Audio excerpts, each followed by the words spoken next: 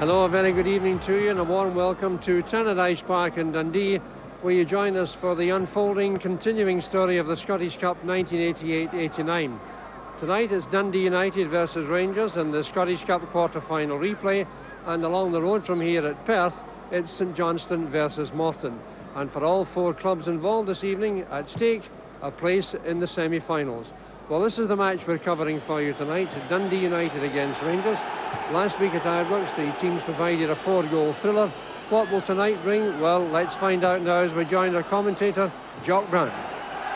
And that lineup settles the scare over Mixu Patalainen's fitness. He's in his usual place, but there's no sign of Dave Bowman or Alan Irvin in the United 13, and they clearly are the players who cause concern to Jim McLean. Gary McGuinness, who went off after half an hour at Celtic Park, is also fit, but the big bonus for United is the availability of John Clark in defence. He's missed the last 4 matches, and his strength will be welcome tonight. And that shoulder injury keeps Derek Ferguson out of the Rangers squad tonight. But Ferguson and Ian Durrant apart, Graham Souness has a full squad to choose from, including John Brown, who's completed a period of suspension, to take his place on the bench beside Davy Cooper. Ray Wilkins changed the whole complexion of the first match when he came on as sub in the second half, and tonight he's on from the start to orchestrate the Rangers' effort. So a perfect evening here at Tannadice for football as United get the match underway in front of a packed stadium, and lots of noise coming from the Rangers fans at the start of the match. Here's Ali McCoist breaking on the right, looking for support inside, waiting for it to arrive. It's David Neary who clears up for United. So an instant threat blocked there by Neary for United. Ali McCoist looking very sharp indeed. There's Mel Sterling with the throw. Looking for Drinkle, comes through to Ian Ferguson. And that overhead effort wasn't far away. Hooked in just wide of the post as Billy Thompson was caught in his line.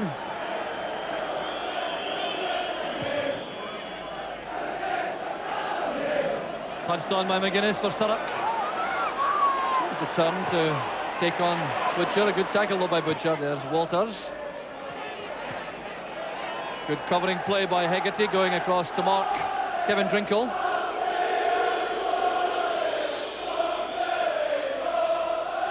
There's John Clark sliding it out for another throw. Walters being invited to leave it by Stuart Munro. Rangers will want the trickery of Walters available to receive the throw rather than take it. Here's McCoist. Back to Munro. Gary Stevens playing it forward. Here's Sterland. And it's hooked away by McKinlay, a very sure-footed clearance at that. But some gaps appearing there in United defence. There's Drinkle, too big a hurry. McKinlay turning it away from Ian Ferguson. Fine play by McKinlay. And down goes Kevin Gallagher, a high challenge by Gary Stevens. The referee will have a word with the English international. Well, Kevin Gallagher getting some tough treatment early in the match. Not good ball this, but a late challenge by Stevens. And the referee is indeed taking the book out for Stevens, the first yellow card of the match. And it certainly appeared to be a reckless tackle by Stevens. So the first yellow card of the match. Gary Stevens gets the kind of birthday present he could have done without.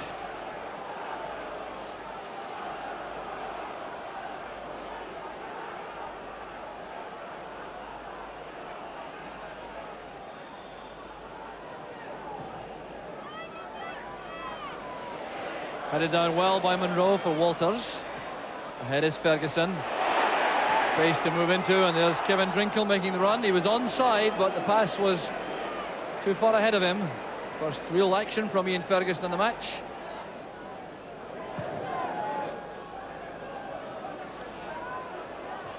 Good challenge by Gough. McInally returns it. Did a chance for Sturrock. And again for Gallagher. Two amazing let-offs for Rangers. Well, a brilliant piece of linking play. Kevin Gallagher's header. There was Paul Sturrock taking that in the volley. A fine save by Woods. In came Kevin Gallagher. That beat Woods, but it's into the side netting. Well, Sterling and Wilkins leave it to each other, and that's all the opening that McInally needs. Here's Kevin Gallagher, hustled out of that. Wilkins clashing with Clark. Goff's header. McInally first to the pitch of the ball. Gets it wide for Malpass. Now Sturrock, whipping it in towards Patalainen. And a brilliant save from Woods. Terry Butcher holding his face. He may have taken a knock. But this is a great ball in from Paul Sturrock. Well judged by Patalainen. Misjudged by Butcher, but not by Chris Woods.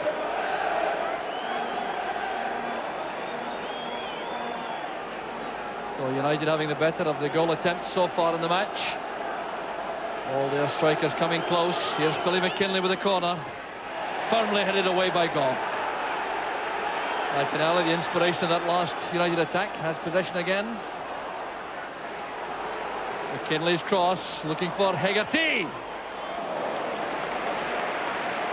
Well, Paul Hegarty got up well, but he couldn't get any power or direction into the header. Billy McKinley's outswinging with the left foot. You see Paul Hegarty, number 5, getting up above Stuart Monroe, but an easy one for Woods. Good header that by Hegarty, deliberately down towards Clark. Well, they got a break of the ball there off his face, and Walters is in the clear because Clark is still out of the play. There's Walters' cross, and Neary was there for United. Well, John Clark is still holding his face. Not yet back in the play. The referee being told that Clark is still suffering. That's what provided so much space for Walters, and the play continues with Rangers in possession. Here's Gary Stevens. Safely gathered by Thompson.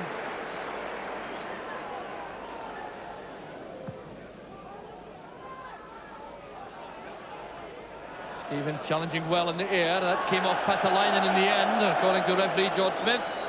So a throw to Rangers.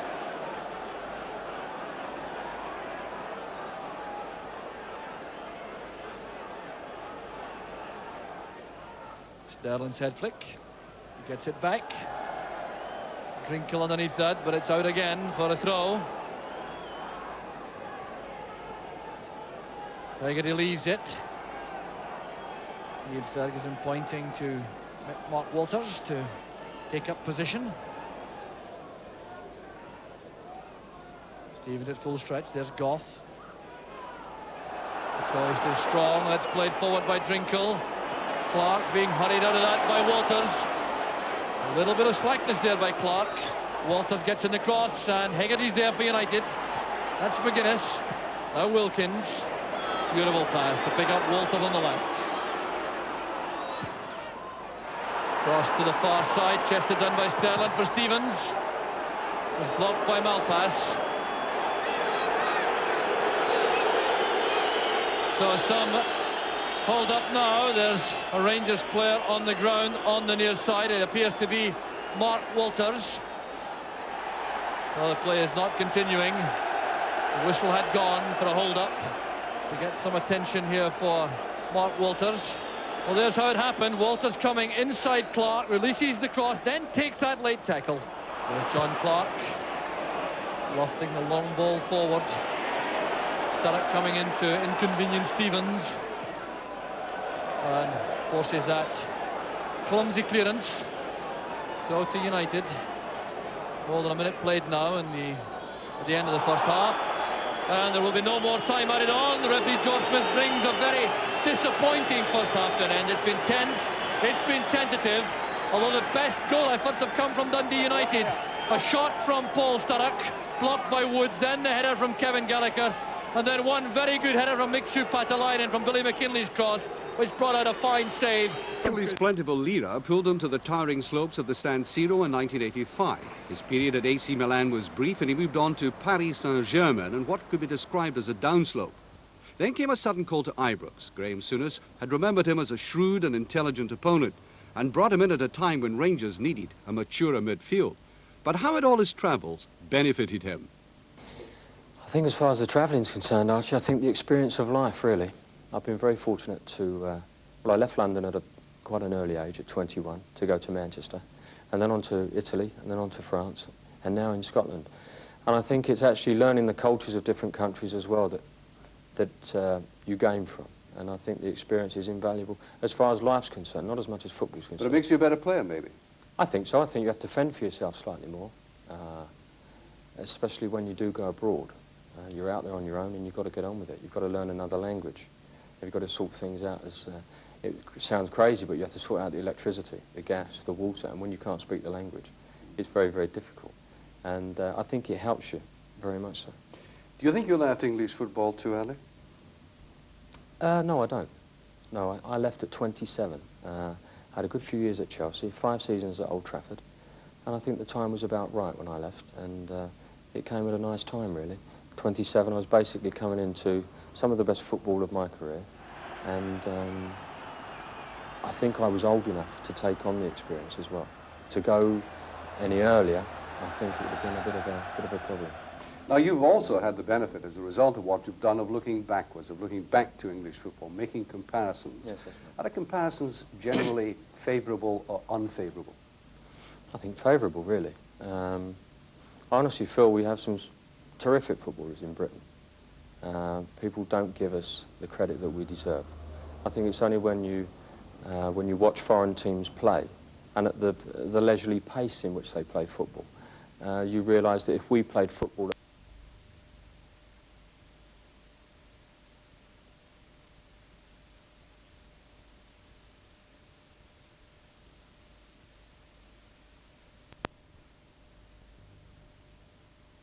You'd have Miodrag Livakovic and Joe McLeod available to come on, and the Rangers subs are John Brown and Davy Cooper, and I suspect we may see some of them before the end. The consideration for both managers, though, is the fact that extra time is a possibility tonight, so they have to be careful to use the resources sensibly. So there's the Rangers dugout, lots of people in there. Neil Cooper sitting on the right, with Nicky Walker right in front of the picture. There's Jimmy Bone on the left of the picture there, the United coach. Jim McLean, of course, in the stand, as is Graham Souness.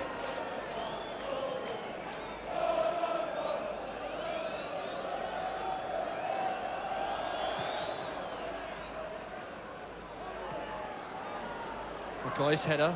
This is Sterland.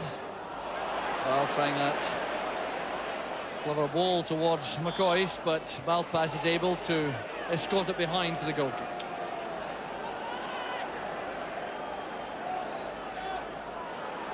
Well, Sterland still on the ground. He's clutching his right ankle. The referee insisting the play continues. Goff coming up with Patalainen. There's Sturrock, and Gallagher is caught offside. Now that must have been a very close decision, because Gallagher was trying very carefully to remain onside. There was Sturrock, and there's Gallagher trying to make sure he's on, but that picture indicates that he was certainly behind both Stevens and Butcher.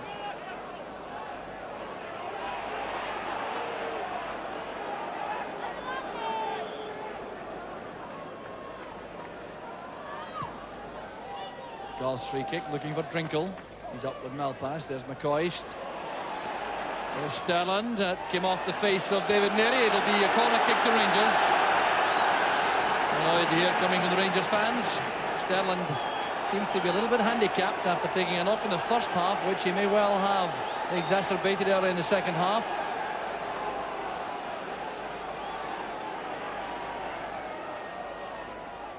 And Walters will attempt that corner kick once again.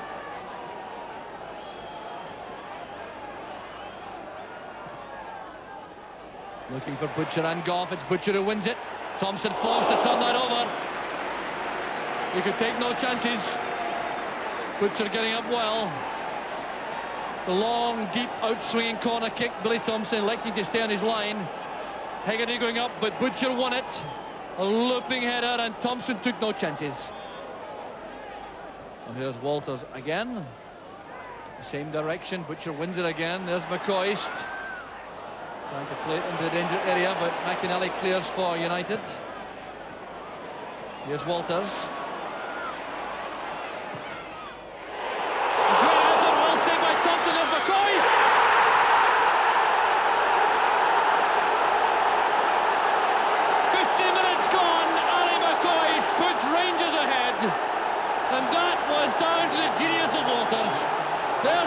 good shot. Thompson at full stretch with a fine save off the crossbar. McCoy steadying himself to drill that past the keeper. And McCoy scores his 14th goal of the season to put Rangers ahead. Well, just the kind of moment to bring the crowd to life. It's been a strangely quiet match so far, but now United have to come from behind. They've done it frequently so far in the Cup, notably against Aberdeen. And the singing now coming to the Rangers fans. Well, what an incredible shot that was from Walters. And Billy Thompson will be very upset indeed that his superb save really came to nothing with McCoy's coming in on the rebound.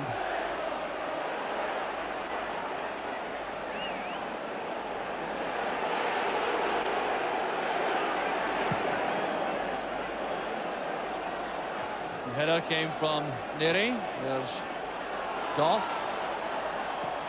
McCoy's doing some backing in, but Malpass steadies himself to head clear.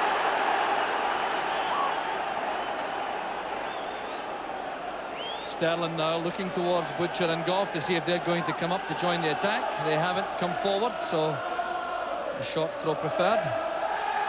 There's another chance now.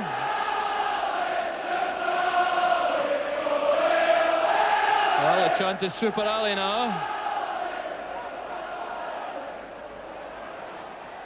Drinkle going up with Hegarty. Hegarty won it. There's Wilkins. Sturrock was there for United. And a free kick for the challenge by Stevens on Gallagher.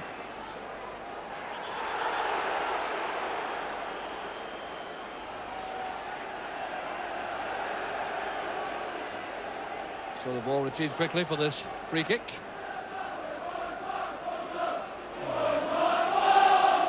Mark Walters now getting some encouragement from the Rangers fans for his part in that opening goal. Here's McCoist. Walters over on the left. Playing it forward, and McCoist appeared to know that he was offside.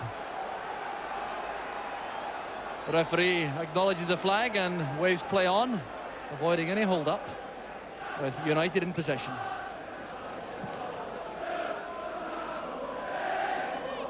Headed on by Patalainen. There's Sturrock. Came off Gary Stevens. There's Sturrock. Well, no luck again for Paul Sturrock. He's still to break his duck for United this season, having missed much of the season. But he reacted very quickly indeed to this shot, and Woods was relieved to see it go wide. Malpass with the header. There's Wilkins. McCoist is onside. There's no one in the middle for the moment. Drinkle was caught deep. John Clark playing it on. Sturrock missed it. Goff turning it back.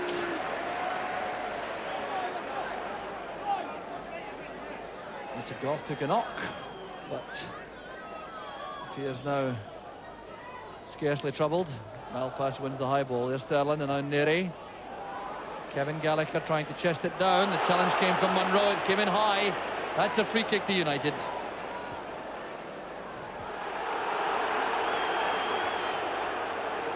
United players concerned about time wasting on the part of Rangers. There's David Neri now with the free kick.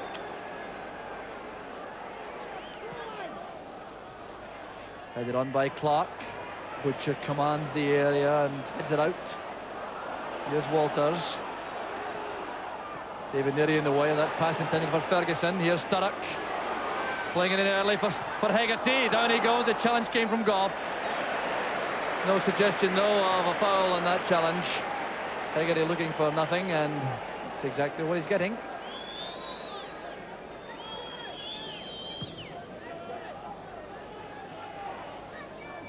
Hegarty going up with Drinkle. There's McGuinness. So many high balls played forward in this match. Goff wins that one. Here's Ian Ferguson. Teeing it up to the left foot of Stuart Munro. And McKinley there to meet him very quickly indeed.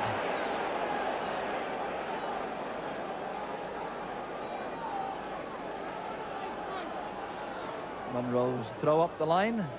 It's getting off the head of McGuinness. Well, still no sign of action on the subs bench on either side, although I wonder how long it may take for Rangers to bring on John Brown to stiffen up their midfield, perhaps, to make sure they give nothing away in these late stages in the match. There's Wilkins sweeping it wide, looking for Sterland. This is Sturrock. Off goes Malpass. Sturrock used them as a decoy. Here's McInally. Now Patalainen, great play from Dundee United. And it came off Butcher for the corner kick. An excellent piece of play by Dundee United on the left.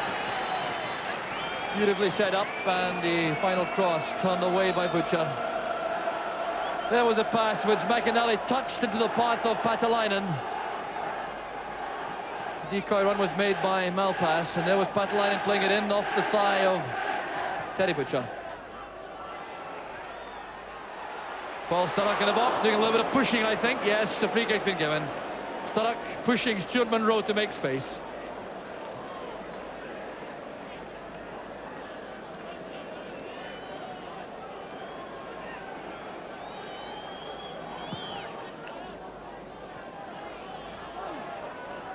They get beaten that time by McCoist, but Clark has plenty of time.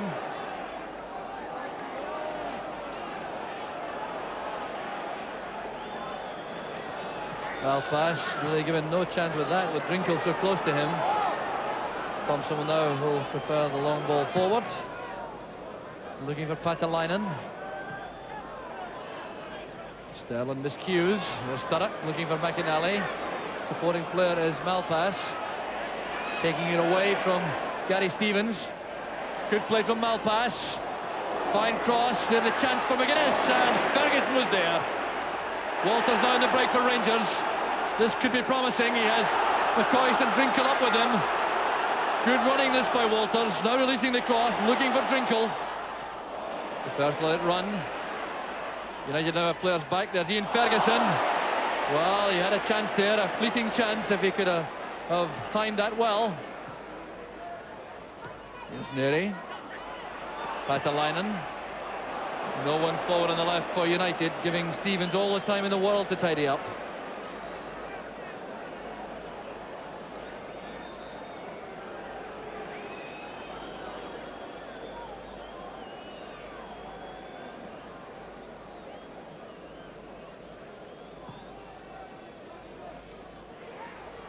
McCoist again doing well, glancing that header on. There will be a United throw.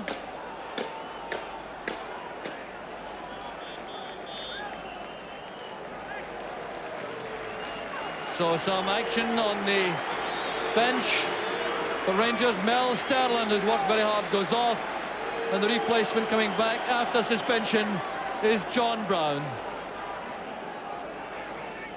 So Brown will, I'm sure, go into a midfield role, vacated by Sterland, although they may reorganise the positioning a little. Brown more comfortable on the left. Sterland played on the right. May see Ian Ferguson coming across to that position.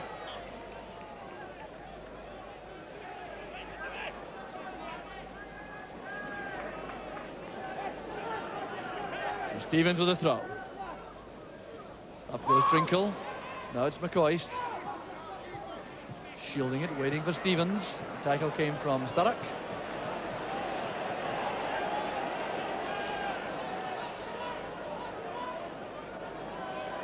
Rangers, of course, have lost their long throw weapon with Sterling going off. Well, that's not bad at all from Gary Stevens, and it has Rangers the corner kick off the head of Paul Hegarty. Hegarty's taken a few knocks about the face. He was looking a bit groggy a moment or two ago. He's had some remarkable jousts with Terry Butcher in both boxes. So here's Mark Walters. Headed away by McInally at the near post. There was Ian Ferguson, a fine block there by Sturrock. And a clumsy touch by Stevens.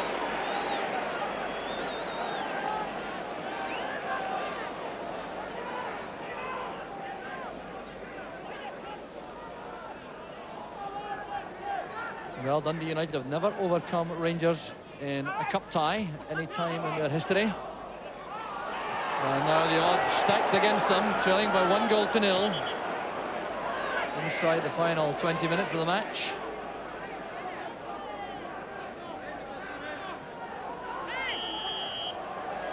Foul throw given against Gary Stevens. Taking the throw from the wrong place. There's Malpass and McInally. Looking for McGuinness on the right. Here's Stuart Monroe for Rangers. The early high ball looking for McCoist. Paul Hegarty looking somewhat aggrieved about the challenges of McCoist. A smile, rueful smile on the face of the veteran centre-half. The layoff came from Patalainen. This is McInally. The left foot shot! Inches away from McInally. Well, no wonder he's holding his head. Clearly thought that might have been going in. There was the shot. Under pressure it was from Ferguson. Woods was beaten, and that shaved the post. Well, Jim McInally's only scored once this season so far, and that would have been a vital one.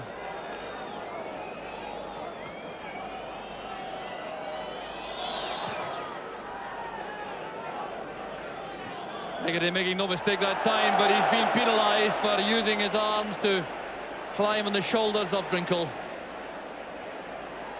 Well, the referee could scarcely have been closer to the incident to make up his mind, right beside the two players. So Richard Gough preparing to take this free kick. Woods has gone forward.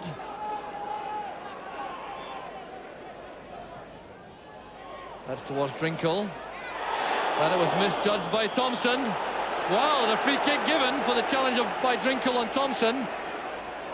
And I have to say, it did look to me as though Billy Thompson was fortunate here, because he looked as though he may have misjudged the flight of the ball somewhat as Drinkle came in. Well, the referee gave the free kick.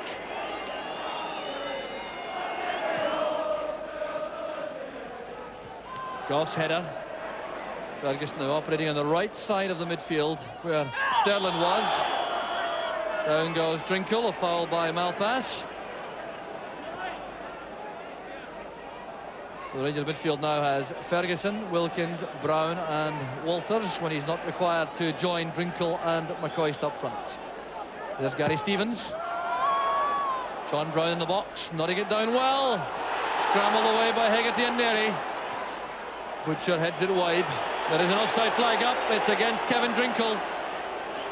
Not John Brown, who was the target for the header. Right in the middle of the field, Kevin Drinkle was offside. Stevens with the free kick, which Brown won very cleanly indeed, nodding it down. And it's scrambled away there by Hegarty, then completed by Neary. Now pass. Inside is McKinley. Here's John Brown. Headed away by Stevens. No free kick there as Drinkle and Neary clash off the ball. Malpass to Hegarty. This is Ian Ferguson. Well, that's too far ahead of McCoist, asking too much of the striker.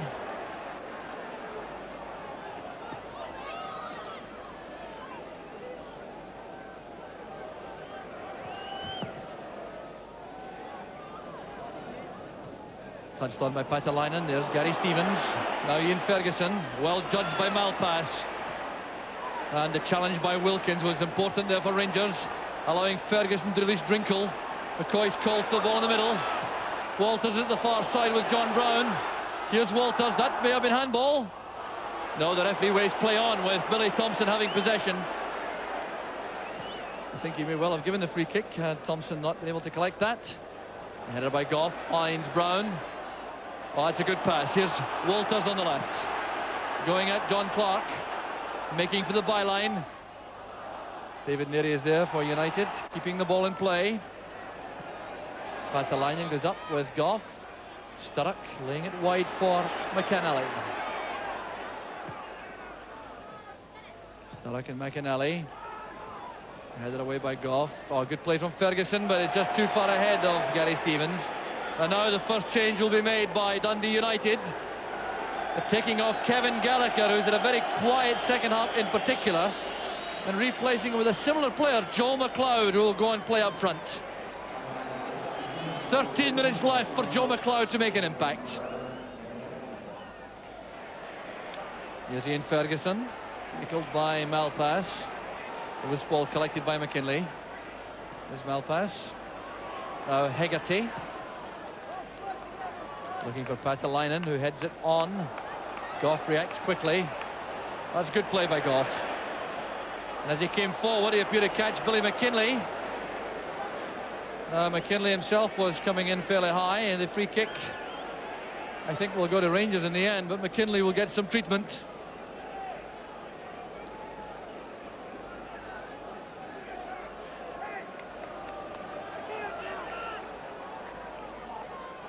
So there's the challenge which caused that problem for McKinley. Patalainen taking the chance to get some treatment to his right leg.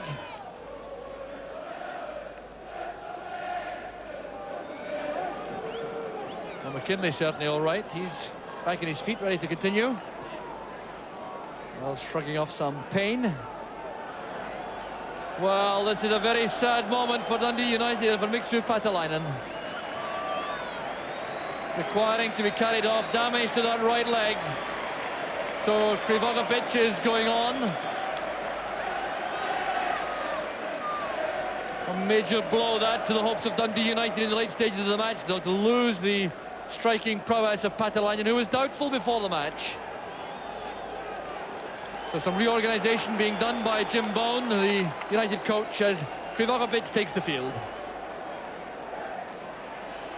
Malpass beaten to that by Ferguson. Here's Walters. On the near side is McCoist.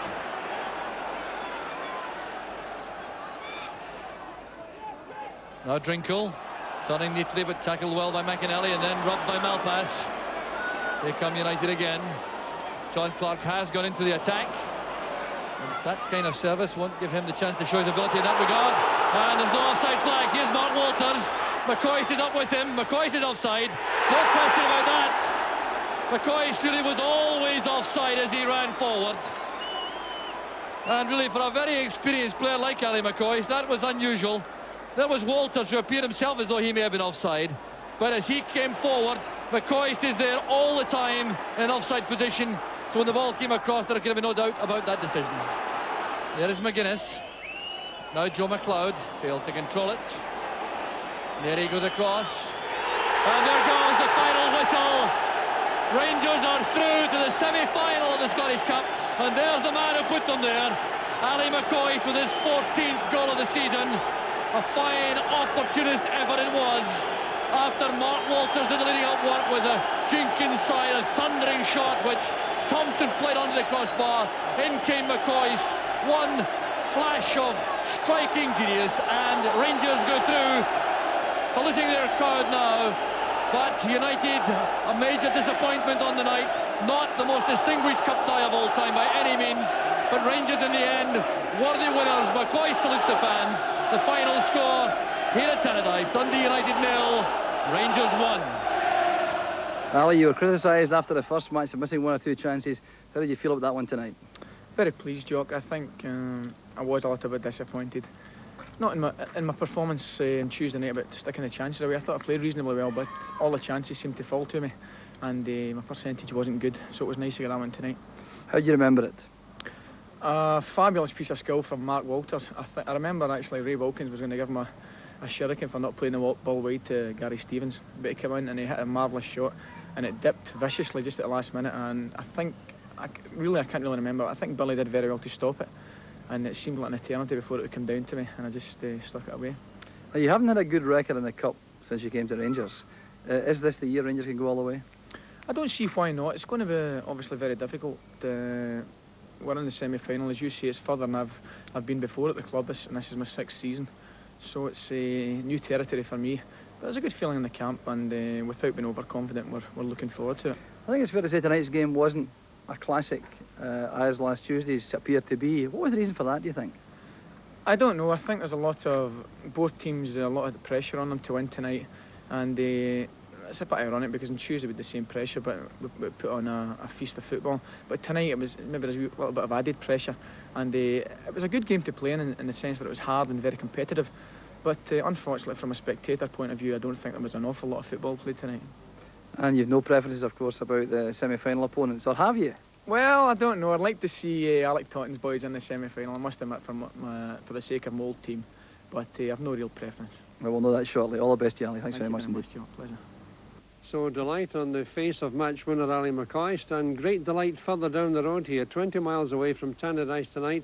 The last Scottish Cup tie to be played at Muirton Park, Perth, and what a night for Alec Totten and his team. The final score in the other replay this evening, St Johnstone 3, Morton 2. Steve Mastry, the man who could well be St Johnstone's Player of the Year, scored in the first half after only 13 minutes. Dougie Robertson equalised for Morton, that made it 1-1. Then Mastry again before half-time made the half-time score at 2-1. In the second half, Roddy Grant pushed St Johnstone's lead to 3-1. Then John McNeil missed Morton's 5th successive penalty. They've missed the last 5, but Rowan Alexander got a late consolation goal to make the final score St Johnstone 3, Morton 2. Well done, Saints. So that means that the revised cup draw is at last clear for the semi-finals. Celtic against Hibernian, that's our live game on Sunday, April the 16th, and St Johnstone through to meet Rangers at Parkhead in Glasgow on Saturday, April 15. Well, that's our wrap-up of the Scottish Cup replays. Join us again on Sunday. Until then, from all of us here at Tannadice Park in Dundee, it's goodbye and good night.